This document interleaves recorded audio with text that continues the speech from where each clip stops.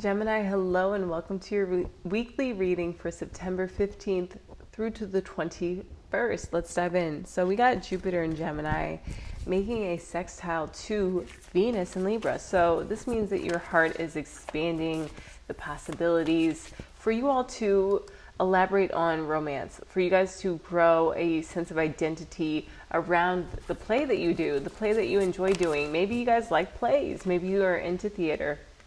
We have Durga Kalika. And in the season of Virgo, to get an 11 as the start of your reading while the sun is in the third decan, it just means that in the outer world, it's time to come into this very heartfelt integrity for yourself, for your life, for your efforts, for the actions you're taking. We have Nitya Kali. This is speaking to the cyclical nature and the Sri Yantra. The Sri Yantra is very, very auspicious to work with. I advise drawing it, and we have a partial lunar eclipse this week in you all's house of, what is Pisces to you all? 10th house of career. So maybe there will be a career glow up this week that you guys have been working hard towards and anticipating. Bagalamukhi. I feel that she represents the golden rule, so it's going to be valuable for you guys to do unto others as you would have them do unto you this week and live that golden rule. So I want to look at these cards and then we'll go deeper into your reading. Durga Kalika, she is a fierce divine justice and unyielding resolution in favor of the light. She is every method and all means necessary to ensure success for the soul. She is the unexpected victory arising at the very moment when all seems lost, transforming tragedy into triumph. Durga Kalika is our spiritual sun, our light and ever radiant reminder that from the darkest night a new dawn shall always arise. Dare to trust more in your faith than in your fear. For every problem that can arise, there are many more divine solutions unfolding even now. So I want to speak to this card and this card. There might need to be that confidence, that trust, and then the workings of the divine that will conspire on your behalf to take down any evil in your life. And this might be cyclical. It might be something that has come up many times throughout your life to where you're just at the finish line, then you give up, you're dehydrated, your legs cramp. I was just listening a few weeks ago to a podcast that said that most marathon runners quit between mile 20 and 22. If they can only make it through that 22nd mile, which is that emotional breakdown to break through that door leading us to this built sense of endurance, very cyclical in nature. It's like for every 2 minutes, are you able to check in if you guys have a marathon to run? And life, marriage, relationships being a marathon, not a sprint, might be bringing into mind something romantic. You do have your opposite energy, your 7th house energy of Jupiter currently expanding who you are. So you guys are gaining a new sense of maybe belonging in academia, maybe in publishing, in long-term contracts, in travel ventures, anything of that sort. So that's where this golden rule is going to come in. You guys are going to maybe see things clearly with a balanced mindset. And you have this tongue that she has held in her left hand, I guess, if she's facing me, same face as me. Left hand would be the masculine energy. So it might be withholding that harsh tongue against yourself for what you've been through. Sagittarius had a very similar energy of maybe a lot of what you guys have been suffering is your own voice you take with yourself. And it definitely, until we learn to work with it, until we learn to tame that dragon and ride it, make that dragon slay rather than slaying the dragon, we might do the world's most amazing work. We could save lives. We can help inspire people. And we can look at something like numbers, like, oh, well, only, under 1,000 people watch this, so it must not be very good. The truth is, your audience is who needs to see your work. Okay, if this applies to you, I'm just sharing something from my experience of like, how do I feel when I do the weekly readings and I have a couple views? I'm grateful. I see that the shorts tend to, like, maybe you guys are considering making content and this is something for you specifically, but I understand that the way I'm making it is to where I've had success. I've had a volume of success, but I wasn't very grounded at the time. So getting grounded, getting sober, getting regular with my practice has done something more for me than just numbers, than just accumulating a following of people who subscribe to my messages. Because in truth, it's a two-part dance. It's a part of you living by this golden rule, withholding those harsh judgments for yourself, and then letting things play out over time. Right now, I do have a conjunction of Pluto and Saturn in my chart, so there's a matter of me really gaining a sense of mettle to what it is I can do for myself and how that impacts my community, how it impacts my family. Whenever I show up for myself and I show up for them with this energy of having supported myself, of having stood tall for what I wanted, how does that inspire my children to carry a heavier backpack so that they can have the things that they want? They've worked towards it, so then they're able to enjoy it all the more, right? And it's just these small little pinches of ingredient, Gemini, that make that whole vat of magic that you can flip and sell, and that would be something that could sustain you over lifetimes. Is just this belief in yourself, this confidence that it does matter how you speak to yourself, and then in turn that feeds how you speak to others. So 30, Nitya Kali. She calls us away from the world to journey inwards, where a path of sacred introversion begins. Turning within may feel natural or unfamiliar, but in journeying within you will gain energy, insight, and freedom from the constraints of what has been. Allow that which needs to end to do so. You shall realize you are not being denied, but released. There is something new on the horizon. Honor your losses, but keep hope in your heart for what is meant to be. So I just mentioned a career globe. Let's see what this is. To hold space in the liminal or between times when something is no longer, and the superior evolution beyond a mere replacement. So that's like, oh, I got fired from my job. Let me get a job at Target. And you want to be a horse trainer. You know, it's like, that's not going to suffice. They don't even have horse gear at Target.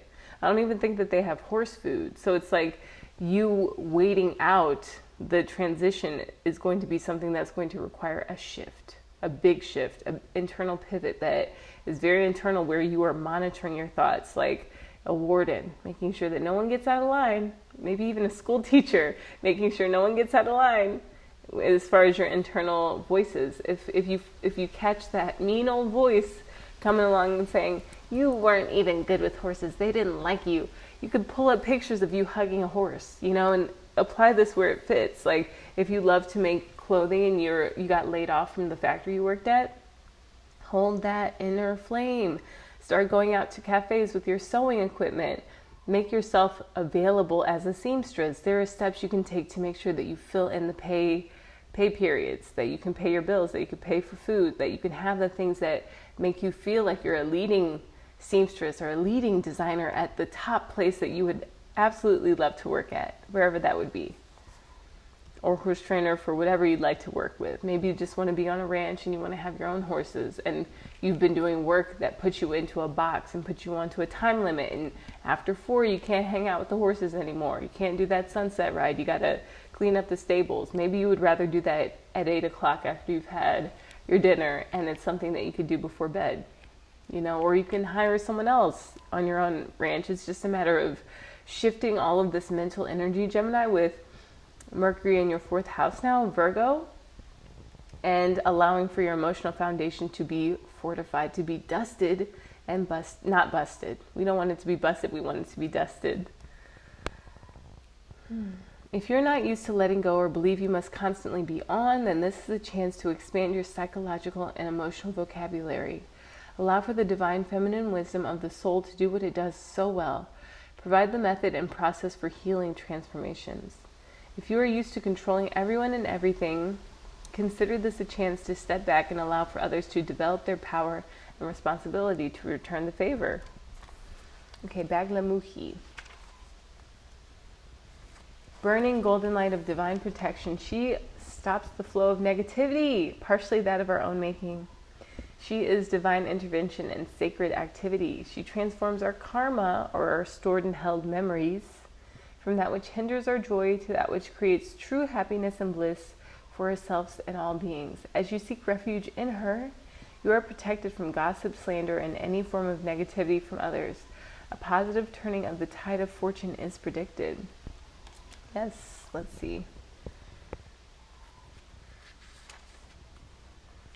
Okay, so ripping out the tongue acknowledges the power of negativity and the need to have no tolerance for it. There's no pretending that negativity doesn't exist. It means recognizing its sources within or around us and cutting them off at the root, thereby removing their capacity to influence us. Some may argue that this is spiritual bypassing, a term used for spiritual approaches that avoid life's challenges rather than face them and mature. That term may be misapplied to mean that we need to engage with toxic energies for our spiritual growth. This is a little like saying you need to keep beating your head against a brick wall to learn how to deal with the pain. There comes a point when you will realize you no longer need to continue. Understanding the nature of the behavior and of the pain it causes is enough. This is not weakness but wisdom. It's working smarter, not harder. Whenever we go to build something, if we say, oh, it's crooked, and we stop the building, rather than say, let me just allow for this cement wall to emerge or this stone wall to emerge and have something unique, we don't have to lift a bunch of heavy, like in a literal context where I've seen people who have homes that they've constructed themselves. One guy is an artist and he lives in Kula on Maui, and he spoke to having to take out things and raise the beams, and he was just building it just like you would paint a painting, which this guy's house, if I could show you an image of it, it's so beautiful, so unique. The High Priest, Mercury, hello. So yeah, Mercury in your 4th house this week is saying to stop knocking down your emotional foundation with unkind words. The Page of Wands, yeah, you guys have a very handsome potential counterpart coming along to say, I have ideas for you that can support you and not tear you down. The Queen of Coins, so don't let that voice get under your bonnet. Enjoy the bag and stop the negativity at the root. You see how that tongue is all the way under her hat? There's a maneuver with Human Garage where you can take either your shirt or a little towel, and this might be something for Geminis this week to try.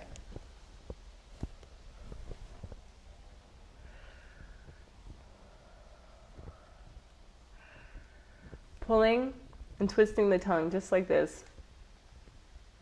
Oh, look, 3 of Coins. So make sure that when you gather with friends, you guys don't sit around and gossip, because Baglamuhi is here to help that stop.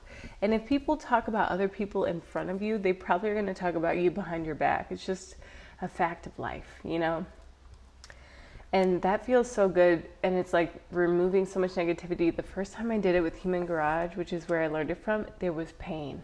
Tremendous pain. And now that I'm reading Baglamuhi, after having used that multiple times as a fashion maneuver, I'm realizing that it is negativity. It's just, it wasn't expressed, it was internal. And it accumulated under my tongue. Isn't that interesting? Try it and let me know how it goes for you. The Knight of Cups. So now we need to understand what the Page of Wands and Knight of Cups mean. Because that 4th cup joining the 3 of Cups might mean that if you're balanced and not gossiping and slandering other people's names with your friends, then you might actually come to find that people trust you enough to suggest you to a friend of theirs, and then you have a date that actually shows up early and makes you feel really adored and seen, and not just like someone who you meet online and then you're like, yeah, that kind of sucked. Okay, Knight of Cups, practical advice. Avoid naivety as well as superstition, and I would even say negativity. Question and examine. Identify what moves and supports you in the long term. So this is where it would be saying avoid negativity. Does negativity support you in the long term? Pragmatism, maybe even stoicism could support you in the long term, because it could put you in the state of divine neutrality for making decisions and investments long term, which your 8th house is Capricorn, which has Pluto there. This week you guys might be coming, there's an Earth trine building, into reevaluating the ability for you guys to actually make those, long-term investments that support you in the long term. And don't just look good for a second for an Instagram op, for a photo, for a like, but they feel amazing and they support you. Do your sums and update your bookkeeping. Find a trustworthy conversation partner.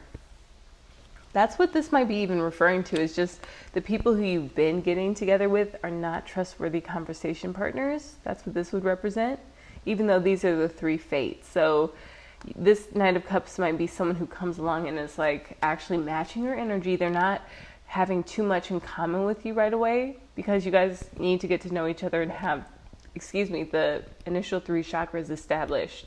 And then from there you can meet at hearts, you can meet at with boundaries. That might even be a very important one to assess over time, over multiple cycles within this eclipse season portal to the solar eclipse, lunar eclipse to solar eclipse. You might come to find that you deserve and desire people who are more in alignment with you, rather than defaulting to gossip or defaulting to, just speaking negatively of their own efforts even. So the Page of Wands. Learn to understand energies that are larger than you are. Beware of narrow-mindedness. Hold on to that which makes your heart sing and your spirit soar. And I sense that that's what this High Priestess is saying, is just hold on to the sense of connection with the divine. With Pluto in your 8th house in Capricorn, and the Sun and Mercury in your 4th house of emotional foundation, it's going to be a lot easier to understand what's working and what doesn't work for you. And then we have Taurus in your 12th house with Uranus vibrating at 27 degrees. So you guys have a big awakening that I feel is emerging. And the best way to hold on to throughout all of these changes is with, I would even say, journaling, but delusionally optimistic journaling, aka scripting. It's where you say what you wish would happen, and it's pretty revelatory. It's almost like you forget to do it because it's so profound. Maybe it's because you switch timelines so quickly, but journaling and scripting is a great method to where you basically write a script and then you commit to that script. Maybe you even learn the script. I've heard that either Jay Shetty, he said that he did that. He would figure out his emotional pitfalls and then write a script for how he wanted to feel in various circumstances. And we see how successful he's become. So it's up to all of us to get to do that work, Gemini. Thank you so much for tuning in. For those of you all just checking out a Gemini reading, go on ahead and watch your moon and rising sign reading to see if things fit together for you a little bit more and you have a little bit more guidance to set you on straight for the week ahead. Thank you so much to my subscribers. It means so much to me that you all are here. Go on ahead and leave me a comment. Let me know how this week is going for you. Until next time, aloha.